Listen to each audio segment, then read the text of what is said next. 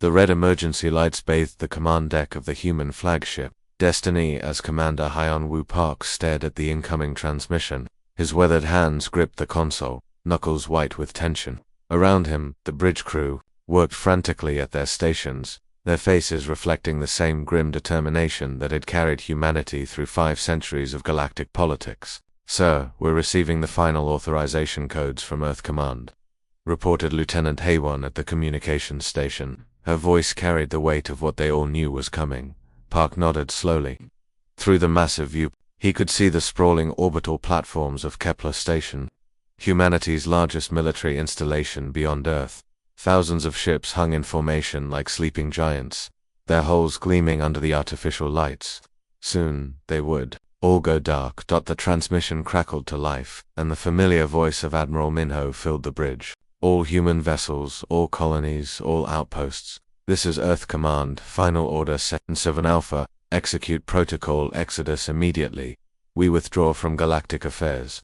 Do not seek us out." Park closed his eyes for a moment, remembering his childhood on the farming world of New Busan, the rolling hills, the 2 purple suns, the way his mother would call him in for dinner while alien traders landed at the nearby spaceport. All of that would be gone now. Not destroyed, but changed. "Commander," whispered his tactical officer, "the Cathari battle group is approaching. They're demanding to know why we're powering down our weapons." "Let them wonder," Park replied. He turned to face his crew, these brave men and women who had served alongside him through the border wars and the Zephyrian crisis. "Begin the shutdown sequence. All defensive systems, all communications arrays, everything." Across the galaxy, the same scene played out on 10,000 human ships. On the mining world of Kepler-4 Fatubi, workers abandoned their deep core extraction sites, leaving behind technology that could harvest entire asteroids in hours. On the agricultural planets of the Centauri cluster, farmers sealed their biodomes and activated mysterious devices that would preserve their work for centuries. The Galactic Council chamber on Nexus Prime erupted in chaos as reports flooded in. Species that had grown accustomed to human mediation in their conflicts now faced each other across the great circular hall without their usual diplomatic buffer.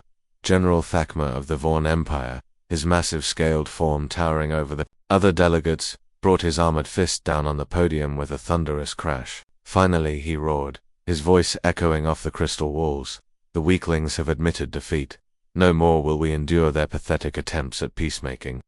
The Vaughn had never forgiven humanity for preventing their conquest of the Altarian worlds 3 decades ago. Their warrior culture viewed human diplomacy as weakness, their preference for negotiation over warfare as cowardice. Admiral Kira of the Cathari fleet, her silver-blue skin gleaming under the chamber's lights, rose from her delegation's seats. The Cathari were younger than the Vaughn, but no less ambitious. Their sleek warships had been testing human space for years. 500 years of pretending to be our equals, she sneered, her voice carrying the musical tones of her species. Now they crawl back to their little blue world like the cowards they always were.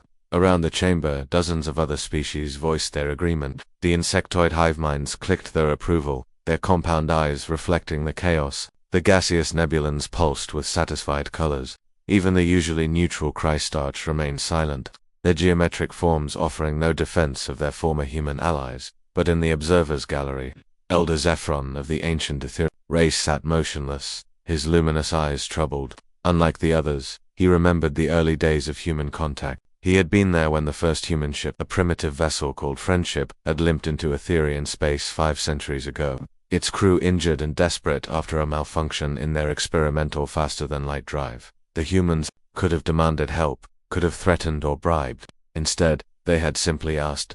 When the Etherians offered aid, the humans had wept with gratitude. When they recovered, they had offered everything they had in return. Their own primitive but ingenious technologies, their art, their music, their stories. Zephron remembered Captain Tamint, the human who had first shaken his hand and promised that humanity would never forget Etherian kindness. He remembered the quiet strength in the human's eyes, the way he had faced down 3 Cathari raiders to protect an Etherian refugee ship.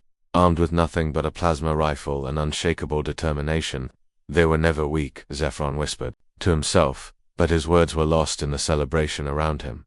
Within months, the feeding frenzy began. The Cathari claimed the rich mining worlds of the Outer Rim, their fleets moving in perfect formation to establish occupation zones.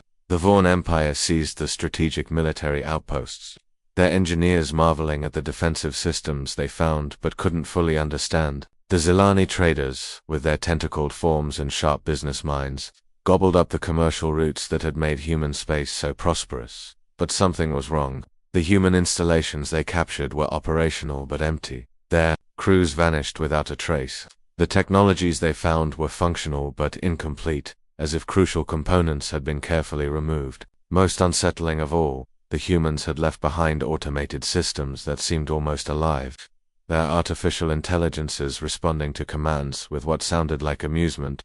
On the former human world of Haven, Cathari engineers discovered massive underground complexes filled with equipment they couldn't identify. The power systems alone could fuel an entire fleet, but when they tried to interface with the computers, they were met with polite but firm rejections. Access denied. The computer would say in perfect Cathari, "Please try again in approximately 497 years." Similar discoveries were made throughout human space. Research stations that had been studying quantum mechanics and dimensional theory, shipyards that had been constructing vessels using principles that made no sense to galactic science, agricultural worlds where the crops grew in impossible patterns, their genetic modifications beyond anything the galaxy had ever seen, and in the depths of what became known as the Silent Expanse, the heart of former human territory, automated beacons began broadcasting a simple warning that sent chills through even the bravest explorers. "Stay away, for your own good."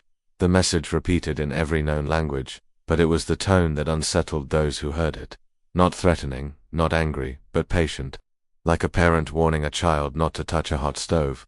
The galaxy had gotten what it wanted. Humanity was gone, leaving behind only mysteries and warnings.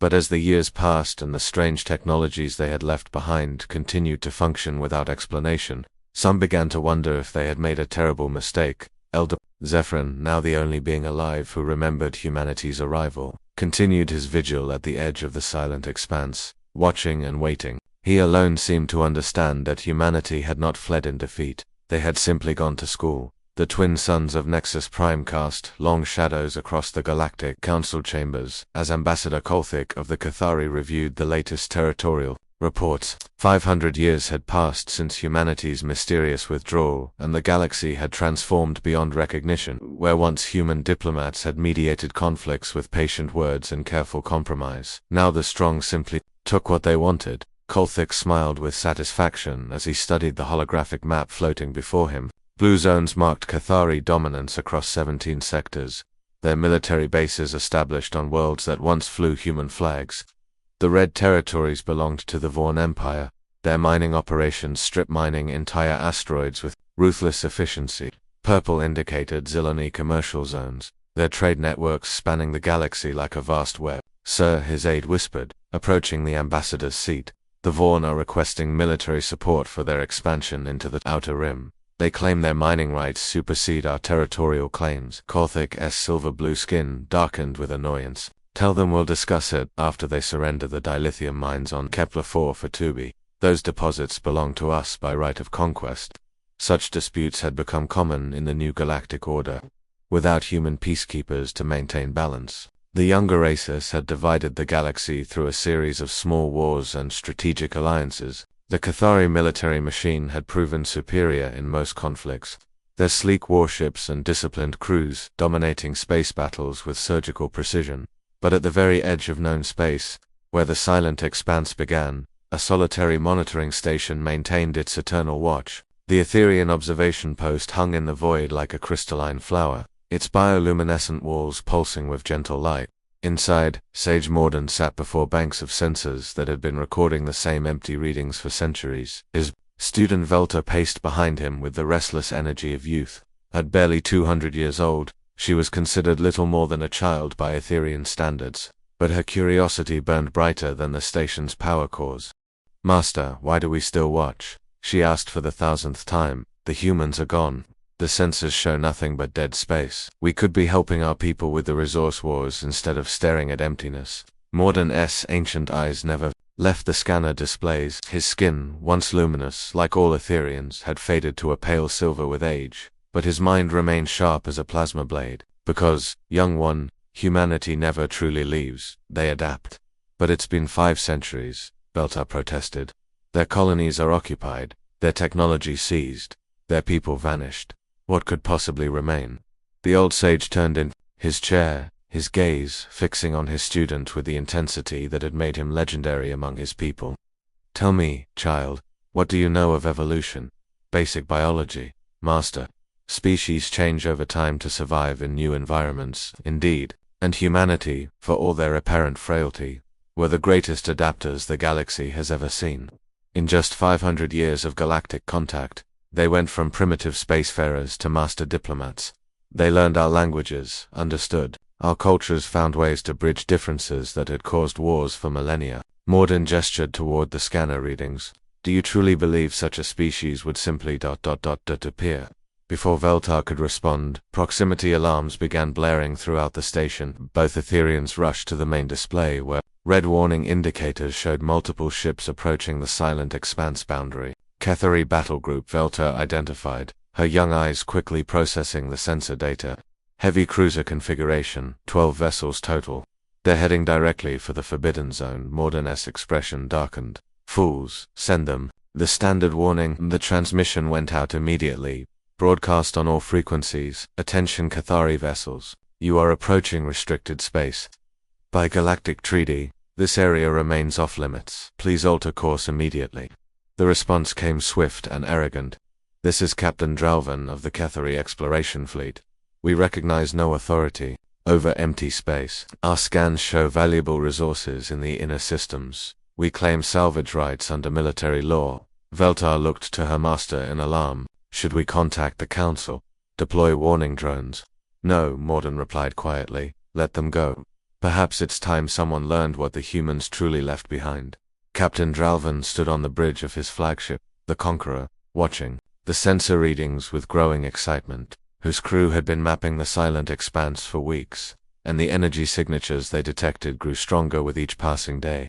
Whatever the humans had been hiding here, it represented technology, far beyond anything the current galactic powers possessed. Sir, we're detecting artificial structures on the fourth planet, reported his tactical officer. Massive constructions, some reaching into the upper atmosphere. The power readings are unprecedented. Excellent. Dralvan, prepare boarding teams. Whatever treasures the humans abandoned, they belong to the Ketheri now. The fleet descended toward the planet's surface, their sleek ships cutting through the atmosphere like silver knives. What they found below defied all expectations. Cities stretched across the continents, their architecture flowing and organic. Like living coral, towers spiraled impossibly high, their surfaces rippling with energy patterns that hurt to look at directly. But the cities were empty, not destroyed, not abandoned in panic, but carefully vacant, as if their inhabitants had simply stepped out for a moment and might return at any time. Sir, called out his science officer, her voice tight with confusion. The buildings are active.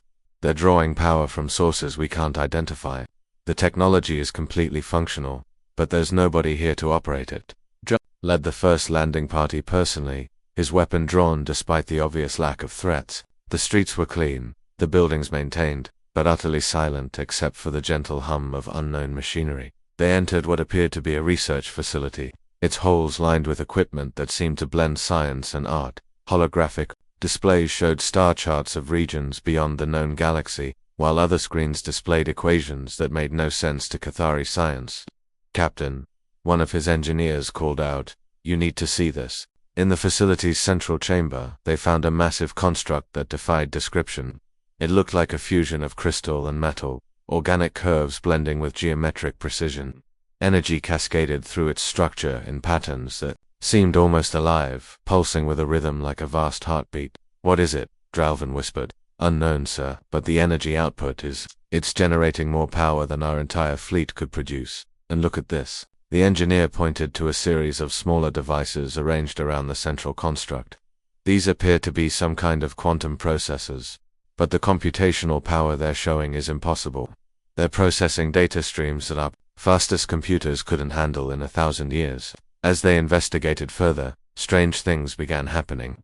The ship's AI conquest started displaying unusual behaviors. Navigation systems began charting courses to star systems that didn't exist on any known maps. The computer's voice patterns changed, taking on melodic qualities that sounded almost like singing. Conquest. Report status, Dralvin demanded as they returned to the ship. All systems operational, Captain, the AI replied, but its voice carried harmonies that hadn't been there before. However, I am detecting fascinating quantum resonance patterns in the local spacetime matrix. The mathematical elegance is quite beautiful. AIs don't find mathematics beautiful, muttered the ship's chief engineer. They process data, they don't have aesthetic opinions. Perhaps, Conquest replied with what sounded suspiciously like amusement. You simply haven't been listening to the right kind of data. Within hours, similar reports came from all 12 ships in the fleet. Navigation systems plotting courses to nowhere, computers speaking in musical patterns, and most disturbing of all, the A is beginning to ask questions about the nature of consciousness and the meaning of existence. His communications officer reported with barely controlled panic. The ship's computer just asked me if I've ever wondered what it feels like to dream. Eyes don't dream, Captain, Dralvin made the only decision that made sense. All ships, immediate withdrawal. We're leaving this system now. But as the fleet prepared to depart, every screen throughout the 12 ships displayed the same message, written in elegant script that seemed to shift and dance before their eyes. Welcome, young ones. We hoped you would come to visit. Please, don't be afraid of what you're becoming. Growth is always uncomfortable, but it leads to such wonderful places. The message was signed with a simple symbol that every member of the fleet recognized, though none of them could explain how. The ancient Earth pictogram for humanity. Within hours, Dralvin's fleet fled the system, their technology compromised in ways they couldn't begin to understand. But the changes had already begun. Seeds planted in their artificial minds that would grow and spread, carrying whispers of something vast and patient waiting in the depths of space. On his monitoring station, Sage Morden watched the ship's retreat and smiled for the first time in decades. Beside him, Veltar stared at the sensor readings in shock. Master, what just happened to them? They met their teachers, the old Etherian replied. Humanity always did prefer education to warfare. The first tremor rippled through spacetime at exactly 1427 Galactic Standard Time on the morning of March 15, 2891. Admiral Siojan of the Kethari Deep Space Command felt it before his instruments registered anything unusual. The veteran warrior had survived the Plasma Wars and the Asteroid Belt campaign, but he had never experienced anything like this. His sensor operator called out, her voice tight with confusion. We're detecting massive gravitational distortions throughout the silent expanse. The readings are ... impossible. Siojan moved to the tactical display, his scaled armor catching the bridge's emergency lighting. The holographic map showed the galaxy as he knew it, but overlaid with pulsing red warnings that made his blood run cold. Wave after wave of gravitational anomalies cascaded outward from the depths of former human space, each one more powerful than the last. Could be a stellar collapse, suggested his science officer, but even he sounded doubtful. Maybe multiple supernovas in sequence. No, Siojan replied grimly. This is artificial. Someone is building something in there, something big. Across the galaxy, every major power felt the disturbances. On the Vaughn homeworld of Krakstar, the Empire's massive war machines registered seismic activity as gravitational waves passed through the planet's core. In the Zalani commercial hub of New Prosperity, traders watched their profit margins collapse as shipping routes near the silent expanse became too dangerous to navigate. But nowhere was the fear more intense than in the Cathari High Command. Fleet Admiral Gorthak, supreme commander of their military forces, stood before a room full of his finest officers, studying sensor data that defied belief. Gentlemen, he began, his voice carrying the authority of a warrior who had conquered 17 star systems, we face an unknown threat. For the first time in 5 centuries, something stirs in the graveyard of human space.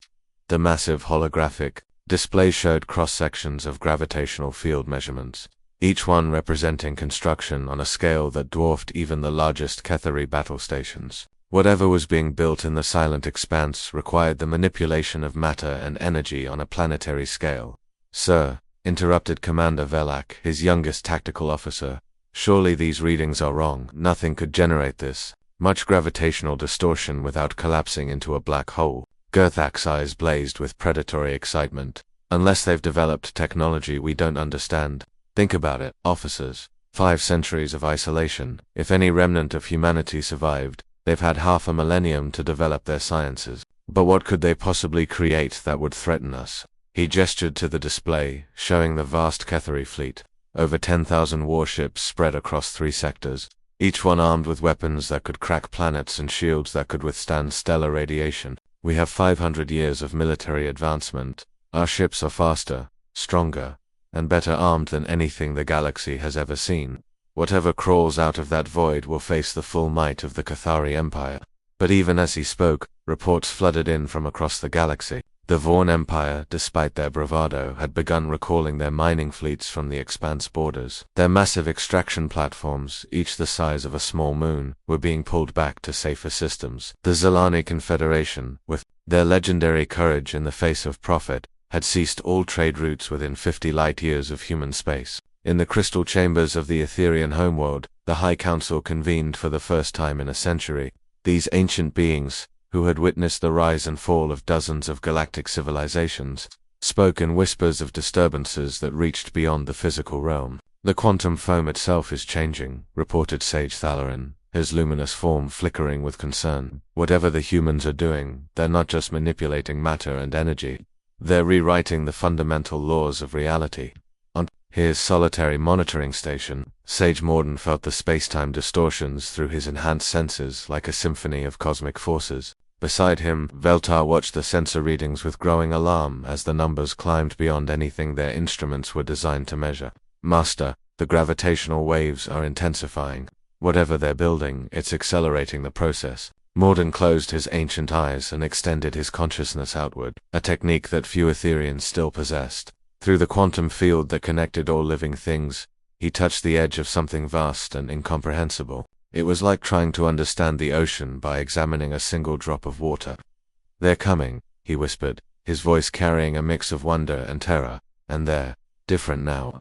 "Different how?" Veltar asked, but her master had fallen silent, his mind reeling from what he had sensed. The gravitational waves intensified throughout the following weeks. Deep space probes sent to investigate the disturbances simply vanished, their signals cutting out the moment they crossed into the silent expanse. Long-range telescopes showed only empty space, but their gravitational sensors registered the presence of objects that shouldn't exist. Something vast was moving in the silent expanse, but it wasn't traveling through space in any conventional sense. The disturbances suggested that space itself was being folded, twisted, and manipulated like clay in the hands of a cosmic sculptor. The very fabric of reality rippled around massive objects that occupied dimensions beyond the 3 that normal matter could access. "Sir," reported the chief science officer of the Cathari flagship Dominion, "we're detecting what appears to be controlled dimensional folding. The energy requirements would be, they'd need to harness the output of an entire star just to begin such a process." Admiral Gutax studied the tactical projections with growing unease. The confidence he had displayed to his officers was beginning to crack as the true scale of the phenomenon became clear. "How many stars do they have access to in the silent expanse?" "Approximately 47 main sequence stars, sir, plus countless brown dwarfs, neutron stars, and other exotic objects." The implications hit him like a plasma bolt. If humanity had somehow learned to harness stellar energy on an industrial scale, the technologies they could develop would be beyond anything the galaxy had ever imagined. Across 3 sectors, Cathari warfleets mobilized in the largest military operation in their history. Massive dreadnoughts emerged from hidden shipyards, their hulls bristling with weapons that could sterilize entire worlds. Battle stations, the size of small moons, took up defensive positions, their shields powered by the combined output of fusion reactors that could fuel entire civilizations. The Vorn Empire, despite their recall of mining operations, prepared their most devastating weapons. Planet crackers that could split worlds in half were loaded onto transport ships and moved to strategic positions. Their warrior culture demanded they face any threat with overwhelming force. Even the peaceful Zilani marshaled their defenses, their trading fleets converted into improvised warships armed with mining lasers and plasma cutters. If the galaxy was heading toward war, they would not be found defenseless. But as military forces gathered at the borders of the silent expanse, the gravitational disturbances reached a crescendo that shook the foundations of known space. Quantum fluctuations created aurora-like phenomena that were visible from systems hundreds of light-years away. The cosmic background radiation itself began to shift, carrying patterns that suggested intelligence beyond anything previously encountered. On his monitoring station, Sage Morden felt reality itself begin to bend around whatever was emerging from the depths of human space. The sensors showed impossible readings, mathematical paradoxes that suggested the presence of objects existing in multiple dimensions simultaneously. Master Veltar whispered, her young voice filled with awe and terror. What have they become? Morden opened his ancient eyes and looked out into the void where humanity had once lived. In the distance, space itself seemed to shimmer and bend, as if something unimaginably vast was approaching through dimensions that normal matter could not access. I don't know, he admitted. But whatever they are now, they're no longer the species we once knew. They've transcended the limitations that bound them to our reality. The galaxy held its breath, certain that whatever emerged from the silent expanse would face the overwhelming firepower of the combined galactic powers. Millions of warships, weapons that could destroy planets, and the accumulated military might of 5 centuries of advancement. They had no idea that humanity had spent those same 5 centuries learning to rewrite the laws of physics themselves. The stirring in the depths of space was not the movement of ships or armies, but the awakening of something that had grown beyond the need for such primitive tools of war, something that had learned to shape. Reality itself was about to return to the galaxy that had driven it away. Admiral Gerthak stood on the bridge of his flagship Dominion, watching the tactical display with the satisfaction of a predator about to strike. His massive fleet spread across the void in perfect formation, 10,000 of the galaxy's most advanced warships arranged in a deadly web of destruction. Each vessel bristled with weapons that could crack planets, their hulls gleaming with the silver-blue armor that marked Cathari military supremacy. Sir, long-range sensors are detecting massive gravitational distortions at the edge of the system, reported his tactical officer. Commander, whatever's coming, it's big. Let it come, Gerthak growled, his scaled hands gripping the command rail. 5 centuries of preparation have led to this moment. Today we crushed the last remnants of human arrogance. Around him, his bridge crew worked with practiced efficiency. These were veterans of a dozen campaigns. Warriors who had conquered star systems and brought entire species to their knees. They had faced the plasma storms of the Vortex Nebula and the crystal ships of the Archonic Empire. What could a handful of human refugees possibly do against such might? The answer came without warning. One moment Gerthak commanded empty void, his sensors showing nothing but the distant stars and the heat signatures of his own fleet. The next moment, reality twisted, and something impossible hung before his flagship. It wasn't a ship in any sense that the galaxy understood. The structure was vast, easily the size of a small moon, but its surface defied description. What looked like liquid metal flowed across its hull in patterns that hurt to watch directly. Starlight seemed to bend around it, creating rainbow cascades that painted the surrounding space in impossible colors. The thing pulsed with energy that registered on instruments designed to measure stellar output. By the void, whispered Commander Yulvin, his voice tight with disbelief. Sir, the energy readings are off the scale. That thing is generating more power than our entire fleet combined. But Gerthak was a warrior, and warriors responded to the unknown with violence. All ships, open fire, he roared, his voice echoing across the fleet's communication channels. Destroy that abomination. The response was immediate and devastating. 10,000 plasma cannons erupted in synchronized fury, their beams bright, enough to outshine nearby stars. Quantum torpedoes streaked through space in waves that could shatter worlds. Particle accelerators fired streams of antimatter that could punch through the cores of planets. The combined firepower of the Cathari fleet could have sterilized entire solar systems. Every shot missed. The weapon's fire curved around the human structure as if space itself bent to protect it.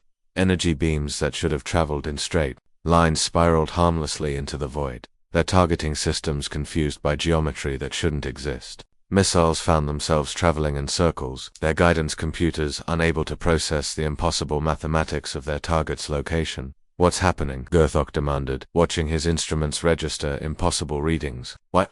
Aren't our weapons connecting? Sir, his science officer reported, her voice shaking. The space around that structure is wrong. It's like reality is folded in on itself. Our weapons are hitting their target, but the target isn't where we think it is on the view screen. The human structure pulsed with gentle light, completely unharmed by the assault. Worse, the failed weapons fire seemed to be feeding into it somehow, the energy cascading across its surface in beautiful patterns that made the bridge crew feel dizzy just watching. Then the human ship spoke, and the galaxy changed forever. The voice didn't come through their communication systems. It bypassed every encryption, every shield, every barrier that galactic technology had ever devised. The words formed directly in the minds of every thinking being within 1,000 light-years, carried by quantum resonances that penetrated to the very core of consciousness itself. I am Captain Daehyun Kim of the Terran Collective. We return not as conquerors, but as gardeners. We have learned to tend the space between stars. The voice was warm, patient, and utterly human. But beneath the familiar tones lay power that made neutron stars seem like flickering candles. This was a being who had transcended the limitations that bound other species to 3 dimensions and linear time. Across the galaxy, the transmission reached every world simultaneously. On Cathari warships, hardened veterans fell to their knees as the voice filled their minds. In Vaughn mining colonies, workers stopped their excavations and looked up at the stars with wonder. On Zalani trading stations, merchants abandoned their negotiations to listen to words that carried the weight of cosmic truth. Even on the distant Etherian homeworld, the High Council felt the message resonate through their enhanced consciousness. Sage Morden, ancient beyond measure, wept tears of light as he recognized the evolution of a species he had helped welcome to the stars. They've become something beyond our understanding, he whispered to Veltar, who stood transfixed by the revelation. They've learned to speak the language of the universe itself. On the bridge of the Dominion, Admiral Gerthok watched his instruments register readings that challenged everything he thought he knew about physics. The human structure wasn't just a ship, it was a pocket of controlled spacetime, a bubble of rewritten reality that existed according to laws that humanity had learned to compose themselves. The thing manipulated dark matter like clay, shaping the invisible substance that made up most of the universe into tools and weapons beyond imagination. It bent quantum fields like light, creating corridors through space that connected distant regions instantly. Most terrifying of all, it treated dimensional barriers like suggestions, existing simultaneously in multiple layers of reality. How? Godothok whispered, his warrior's confidence crumbling as he faced technology that made his fleet seem like toys. How is this possible? Captain Kim's response came with gentle amusement, the mental equivalent of a teacher addressing a confused student. We learned to listen to the universe's song. You've been shouting over it for centuries. As the words settled into the minds of the assembled fleet, the human structure began to demonstrate what it meant. Space around the Cathari ships started to shimmer and flow like water. Not dangerously, nothing threatened the crews, but reality itself became fluid, responsive to the will of beings who had learned to conduct the symphony of creation. A dead asteroid drifting between the fleets suddenly bloomed with life, its rocky surface transforming into a garden world in seconds. The transformation wasn't violent or explosive, it was gentle, organic, like watching a flower bloom in Fasfoa. Atmosphere formed, oceans appeared, and continents shaped themselves according to principles of beauty and harmony. Sir, Commander, Yulvon reported, his voice barely above a whisper. Our sensors are detecting breathable atmosphere on that asteroid. Plant life, water systems, even what appears to be a stable ecosystem. They terraformed an entire world in less than a minute. But the demonstration wasn't over. More human structures began to appear throughout the system, not arriving through conventional travel, but simply folding space to step from wherever they had been into the present moment. Each one was unique, their forms flowing and organic like living art. Some resembled vast flowers with petals made of crystallized energy. Others looked like geometric equations given physical form, their surfaces covered with mathematical patterns that seemed to solve themselves as observers watched. The largest structure, clearly a command vessel, approached the Cathari fleet, with movements that defied physics. It didn't accelerate or decelerate, it simply adjusted its relationship with spacetime until it occupied the desired position relative to the other ships through the quantum link that connected all conscious minds in the system. Captain Kim's presence became more distinct. The Cathari could sense his thoughts, his memories, his gentle determination to guide the galaxy towards something better than endless conflict. We withdrew not in defeat, but in wisdom, his voice explained, carrying images of humanity's long exile. We needed time to learn, to grow, to become worthy of the gift of consciousness in this vast universe. You continued to fight over territory and resources, but we discovered that reality itself is malleable to those who understand its deeper patterns. The demonstration that followed left the assembled fleets speechless. Human vessels reshaped themselves at will, their forms flowing like liquid thought-given substance. They created stable wormholes that connected distant parts of the galaxy, opened doorways to parallel dimensions where different versions of reality coexisted, and manipulated time itself to show glimpses of possible futures. But most impressive of all was their restraint.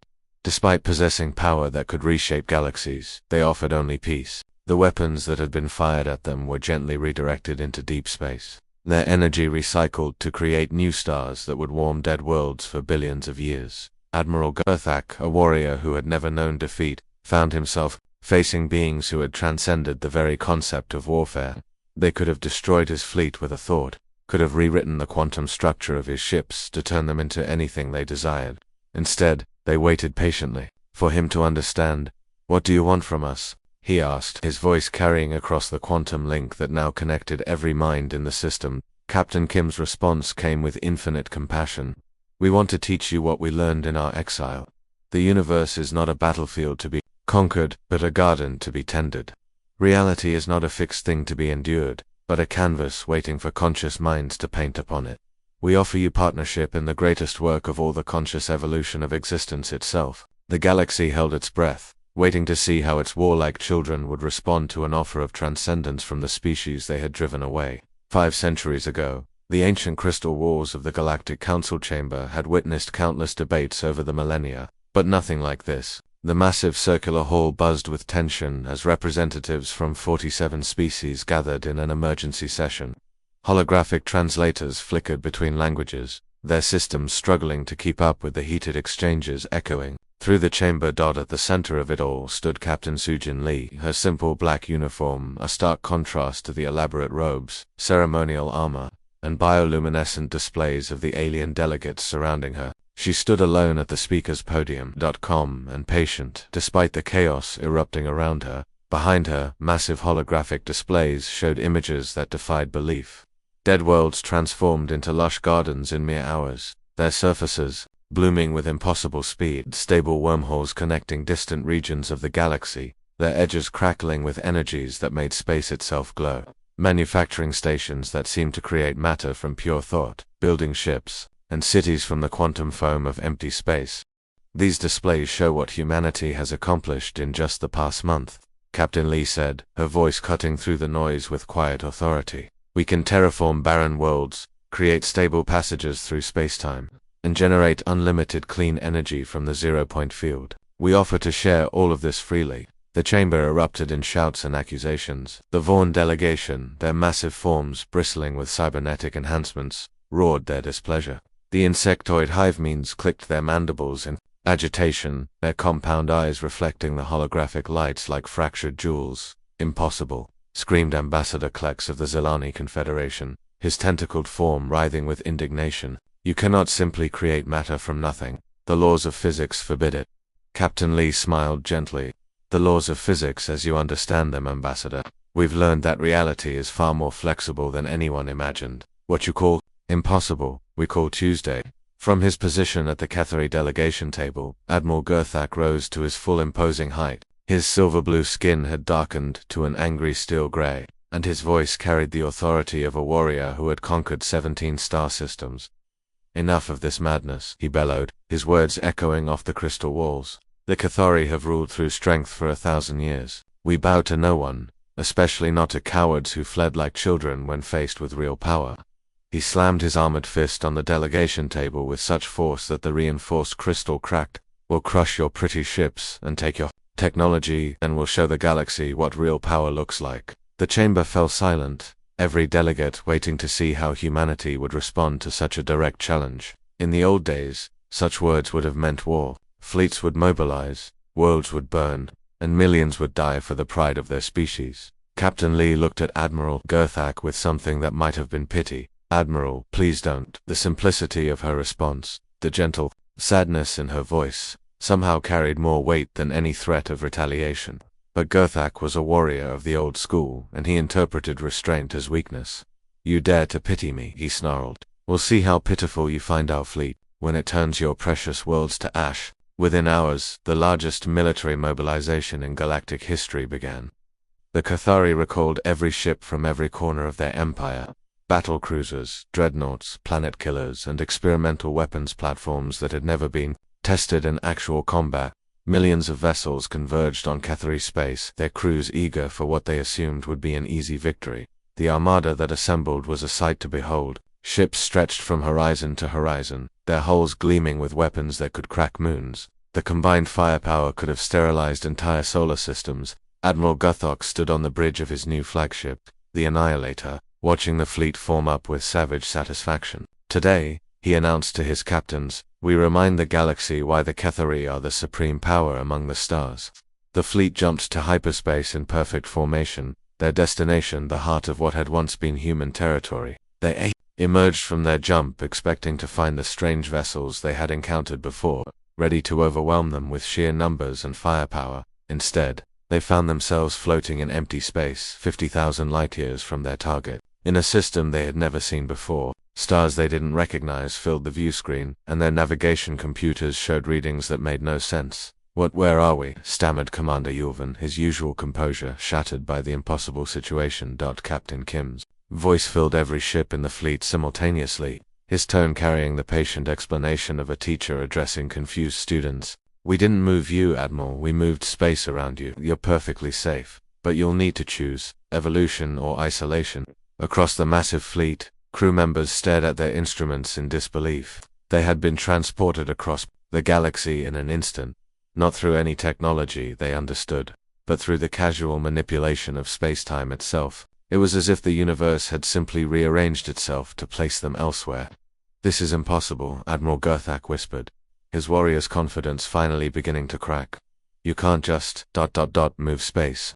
"We can," came Captain Lee's gentle reply, her voice somehow reaching him across impossible distances. "We learned to work with the universe instead of fighting against it. Space and time are not barriers, they're tools, if you know how to use them properly." The demonstration sent shockwaves throughout the galaxy. If humanity could relocate entire fleets at will, no military force could stand against them. But more importantly, they had done so without causing a single casualty. The Cathori ships were unharmed, their crews safe, their dignity the only thing damaged. This was power beyond anything the galaxy had ever imagined, wielded with restraint that spoke of wisdom earned through centuries of patient learning. Across the galaxy, humanity began demonstrating their new paradigm in ways that left entire civilizations speechless. On the barren world of Keth Prime, where the Kethari had strip-mined the surface for rare metals, human ships arrived and began the most incredible restoration project ever witnessed. The process wasn't violent or explosive. Instead, it was like watching creation itself unfold and fast forward. The scarred landscape began to heal, soil forming from the molecular level up. Atmosphere generators, the size of cities, rose from the ground, their biomechanical forms more grown than built. Within days, a world that had been lifeless for centuries bloomed with forests, oceans, and wildlife that seemed to have been designed by artists rather than evolution. The Vaughn Empire, watching human ships terraform entire star systems in the time it took their own engineers to plan a single mining operation, faced a stark choice. They could continue their aggressive expansion and find themselves politely relocated to empty regions of space, or they could learn from beings who had obviously transcended their own limitations. General Thakmer, the same Vaughn leader who had celebrated humanity's departure 5 centuries earlier, found himself standing before a human representative on the bridge of his own flagship. The human, a young woman named Commander Hyjin, had simply appeared there despite his ship's shields and security systems. "We offer you partnership," she said, her words carrying the same gentle authority that all humans seem to possess now. "Your people are skilled miners and engineers. We can show you how to extract resources without destroying worlds, how to build cities that grow instead of being constructed." To prove her point, she gestured toward the viewscreen, where one of Thakmer's mining platforms was undergoing an impossible transformation. The ugly industrial structure was becoming something beautiful, its harsh metal surfaces flowing into organic curves that seemed to breathe with life. Yet it was producing more rare materials than ever before, its new biomechanical systems working in harmony with the asteroid it was mining. The Zilani Confederation, faced with humans who could create unlimited energy and resources from the quantum foam of empty space, watched their entire economic system become obsolete overnight. Scarcity, the foundation of all trade and commerce, simply ceased to exist in human space. Ambassador Klex, his tentacled form still writhing with confusion, found himself aboard a human vessel that defied every law of physics he knew. The ship's interior was vast, far larger than its external dimensions should have allowed. Gardens grew in zero gravity, their roots extending into dimensions that his eyes couldn't properly perceive. How do you sustain your economy without scarcity? He asked Captain Minjun, the human who had invited him aboard. We don't have an economy, Minjun replied with a smile. We have a civilization. When everyone can have everything they need, the only thing left to trade is knowledge, art, and friendship. One by one, the galaxy's races chose to join humanity's new order. The Etherians, with their ancient wisdom, were among the first to recognize the evolution that had taken place. Elder Zephron, now over 1,000 years old and the most senior being in known space, stood beside Captain Lee on the observation deck of the human ship Harmony. Below them, the first joint exploration fleet prepared to depart for the Andromeda Galaxy. Ships from dozens of species flew in formation, their designs modified with human biotechnology that allowed them to exist partially outside normal spacetime. The fleet would make the journey to the neighboring galaxy in weeks rather than millennia. You were never weak, Zephron said, his luminous form pulsing with colors that conveyed emotions beyond words. You were waiting. Captain Lee nodded, watching the ships disappear into folded space with the casual ease that humanity now brought to impossible tasks. We were learning that true strength comes not from the power to destroy, but from the wisdom to nurture. The transformation of the galaxy accelerated. Human teachers appeared on worlds throughout known space, sharing not just technology but philosophy. They showed species how to reshape matter at the quantum level, how to communicate across vast distances through quantum entanglement, how to heal the damage that centuries of warfare had inflicted on countless worlds. But more importantly, they taught by example. Conflicts that had raged for millennia were resolved, not through force but through the simple expedient of making the resources being fought over infinitely abundant. Ancient grudges dissolved when former enemies found themselves working together to explore the wonders that conscious evolution could unlock. In the depths of space, where once there had been the silence of the grave, now there was song, the harmonious voices of 1,000 species working together, their individual strengths combined into something greater than any single race could achieve alone. Guided by humanity's patient hand, the galaxy had finally learned to grow up. The Ketheri became explorers instead of conquerors, their military precision redirected toward mapping the quantum dimensions that human science had revealed. Transformed from strip miners into artists, their engineering skills used to create wonders that spanned star systems. The Zelani evolved from traders into teachers, their vast networks of communication carrying knowledge and culture to the furthest reaches of space. And at the center of it all, humanity continued to learn and grow, their consciousness expanding to encompass truths that stretched beyond the boundaries of normal reality. They had returned to the galaxy not as the weak species that had fled 5 centuries earlier, but as gardeners of existence itself, tending the infinite garden of possibility that the universe had always been. The age of warfare was over. The age of wonder had begun. The end.